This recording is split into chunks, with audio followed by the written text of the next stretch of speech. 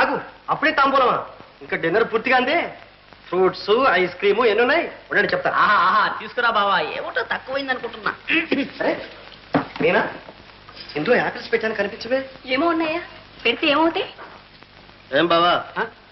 చాలే బావా. ఏం అనుకోలే, నిజం చెప్పు. బాగుంది. విందుకు పిలిచి దొంగతనం అంట కట్టారే. ఎంతకి సుదినం, ఎంతకి సుదినం. అబ్బాయి భజన దివ్యంగా జరిగిందనుకో. ఇదిగో ప్రసాదం. నాన్న ఇందులో యాపిల్స్. అవునరా, అవే కొబ్బరికాయ కొళ్ళిపోయిందని పరితపిస్తూ ఉంటే కిటికీలోని యాపిల్ పళ్ళు ఆ కోదండరాముడే చూపించాడు.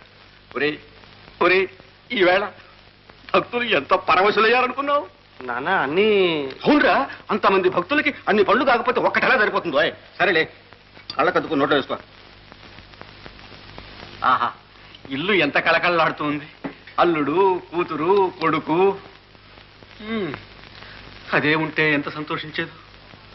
అమ్మా మీనా, నువ్వు రేపో మాపో అత్తవారింటికి పోతావు. ఇక మిగిలేది వాడు నేను. ఇద్దరం పక్షులం బిక్కు బిక్కుమంటూ. పద్మలాంటి కోడలు ఇంట్లో మసులుతూ ఉంటే ఎంత శోభగా ఉంటుందో. విన్నావా మా నాన్న ఏమంటున్నారు? వినలా. ఒరేయ్, నువ్వే కాస్త గట్టిగా చెప్పు. అలాగే నాన్న. మా నాన్న ఏమంటున్నాడంటే, నాకేం బ్రహ్మచెవుడు లేదు.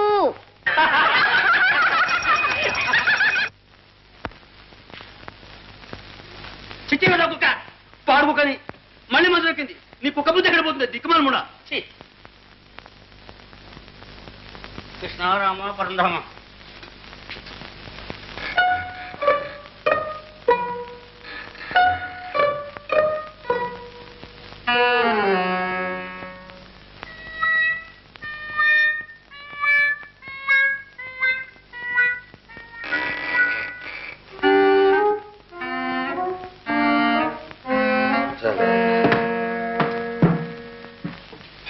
ఓసిని దుంపదేగా, నువ్వు మళ్ళీ తెచ్చావు. నీ సంగతి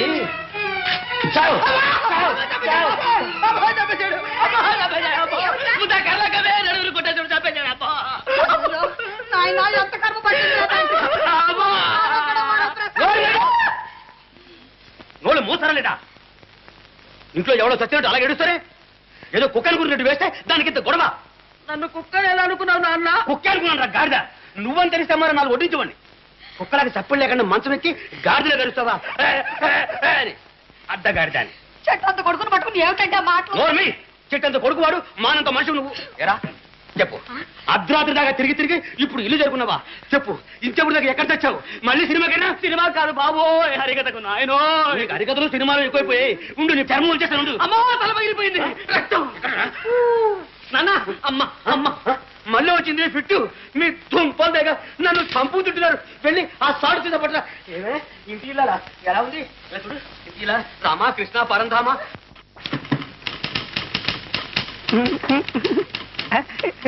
లచ్చి, ఒక గ్లాసుడు మంచినీళ్ళు ఇస్తా.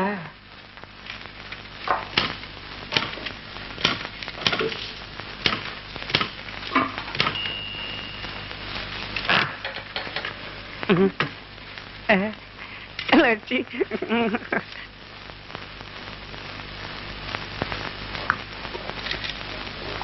లచ్చి, ఇవాళ ఒకటే వెర్రి దాహంగా ఉంది. ఇంకో గ్లాసుడు.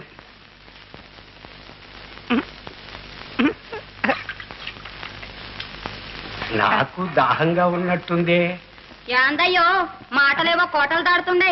ఇసుంటారమ్మంటే ఇల్లంతా నాదేనన్నట్టు పరాస్కాలేవో చాలా చేయబడితిరి. భద్రం లచ్చమ్మంటే ఏమనుకుంటురి? మీకు వట్టిన దయ్యాన్ని దొరుకుతా మరి. ఏమిటి ఇదే అండి? ఇది మరి తాజ్మహల్ హోటల్ బిల్ అండి, సరళమ్మ గారి పుట్టినరోజు పార్టీది. అది నువ్వు చెప్పేదేమిటి? చూస్తే తెలుస్తూనే ఉంది. నా అకౌంట్లో ఎందుకు వేశారు అని అడుగుతున్నాను. చిత్తం ఏటేటా ఆనవాయితీగా వేస్తున్నదేనండి. మరి ఆనవాయితీ ఏమిటయ్యా? అర్థం లేని మాట. భానోజీ గారి కూతురు బర్త్డే పార్టీ చేసుకోవడం ఏమిటి? ఆ బిల్స్ అన్ని మధ్య నేను భరించడం ఏమిటి? సరిగ్గా నేను ఆ మాటే అనేవాడిని అజయ్ బాబు. కానీ నాన్నగారు వినిపించుకుంటేనా ఆ ఊసెత్తితేనే మండిపడేవారు. సరళంటే వారికి అంత అభిమానం. అమ్మాయి పుట్టినరోజు అనేసరికి బాణసంచాలు, హరికథలు, పాట కచేరీలు ఒకటేమిటి ఎన్నెన్నో ఉండాలని పట్టుబట్టేవారు. ప్రతిదీ నాన్నగారు చేసినట్టే చేయాలంటే మనం తోగ్గలమా భానోజీ గారు? డబ్బు చిక్కులు ఎన్ని నుంచి పడ్డాయో మీకు తెలియదు. దాందే ఉంది అజయ్ బాబు, నా అకౌంట్లో రాయిస్తాను. కానీ ఒక్కటే భయం, స్వర్గంలో ఉన్న మహానుభావుని ఆత్మ బాధపడుతుందేమోనని. దుబారా ఖర్చులు తగ్గిస్తే ఆ మహానుభావుని ఆత్మ సంతోషిస్తుంది కూడా. మాట వరుసకు చూడండి, ఈ బంగళాలో ఉండేది అత్తయ్య నేను. ఇద్దరి కోసం ఇంతమంది పని వాళ్ళు ఎందుకు? శుద్ధ దండగ, తగ్గించేద్దాం. మొట్టమొదట పోవలసిన వాళ్ళు ఆ వెంకన్నగాడు, వాడి కూతురు లచ్చి. వాడేమో ముసలివాడైపోయాడు, అదేమో వయసులో ఉన్న పిల్ల. మన అవతారాలకు పని మీద కంటే దాని మీద ధ్యాస ఎక్కువైంది. అందులో లచ్చి తప్పే ఉంది. జరిగిందంతా నేను విన్నాను. ముందు ఆ కూర్మావతారాన్ని డిస్మిస్ చేయండి. వాడిని డిస్మిస్ చేయటమా? అసలే మన ఆఫీసులో పనిచేసేవాళ్ళు తక్కువ. అందుకే వాడిని తీసేసి పనిచేసే వాళ్ళని పెట్టుకుందాం. వెంటనే ఒక ప్రైవేట్ సెక్రటరీ కావాలని అడ్వర్టైజ్ చేయండి.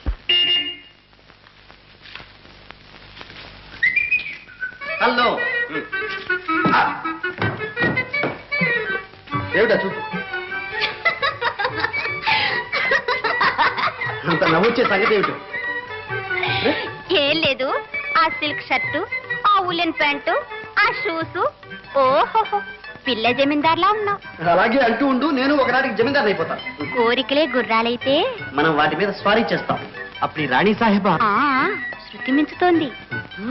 అన్నయ్య అన్నయ్య అన్నయ్య వస్తాడులే రాత్రి భోజనం. అదేమిటి సాయంకాలం నా డాన్స్ కు రాడా? ఏమో నాకేం తెలుసు బ్రదర్. ఇవాళ నాకు చచ్చేంత పనింది. పద్మని డాన్స్ పర్ఫార్మెన్స్ కు నువ్వే తీసుకెళ్ళు అని మరీ రిక్వెస్ట్ చేశాడు. ఏం చేస్తాం, ఫ్రెండ్ కదా అని బాగా చేస్తాను. ఏమిటో విజయ్, ఇంతకాలం కష్టపడి అన్నయ్య నాకు చదువు చెప్పించాడు. నాకు కూడా ఏదైనా ఉద్యోగం దొరికితే. వద్దులే బాబు, మగాళ్ళకే ఉద్యోగాలు లేక చస్తున్నాం. ఇక మీ ఆడపిల్లలు కూడా ఉద్యోగాలకు ఎగబడితే చెప్పనా మా అవస్థ. ఏం విజయ్, నేను ఉద్యోగం చేయడం నీకు ఇష్టం లేదా? ఊరికే అన్నారు పద్మ, నాకెందుకు ఇష్టం ఉండదు. నీకు ఉద్యోగం వస్తే నాకు మంచి పార్టీ ఇస్తావుగా. టైం అయిపోయింది, బయలుదేరు. పగలు రాత్రి ఇలా పనిచేసి ఆరోగ్యం చెడగొట్టుకుంటారా? ఏ పార్కుకో వెళ్ళి హాయిగా అలా కాసేపు తిరిగొద్దాం రాకూడదు? నీకు తెలియదు సార్, నెత్తి మీద బోలెడంత పని, మనసులో పుట్టెడు దిగులు. సరదాలు షికారులు అంటే ఉత్సాహం ఎక్కడి నుంచి వస్తుంది చెప్పు? అదేమిటి అజయ్ బాబు, నీకు దిగులేమిటి? నీకు అర్థం కాదు. డబ్బు చిక్కులు, ఇన్కమ్ ట్యాక్స్ ఇబ్బందులు ఏవేవో. ఈ మాత్రానికే ఆ మనసు పాడు చేసుకోవాలా? మీకు అభ్యంతరం లేదంటే నా నగలన్నీ ఇచ్చేస్తాను, తీసుకోండి. నీ నగలిస్తావా? ఎందుకు ఇవ్వకూడదు? ఈనాడు మేము ఈ స్థితిలో ఉన్నామంటే అంతా మీ నాన్నగారి చలవ కదూ. మీ నీడనే మేము పెరిగాం.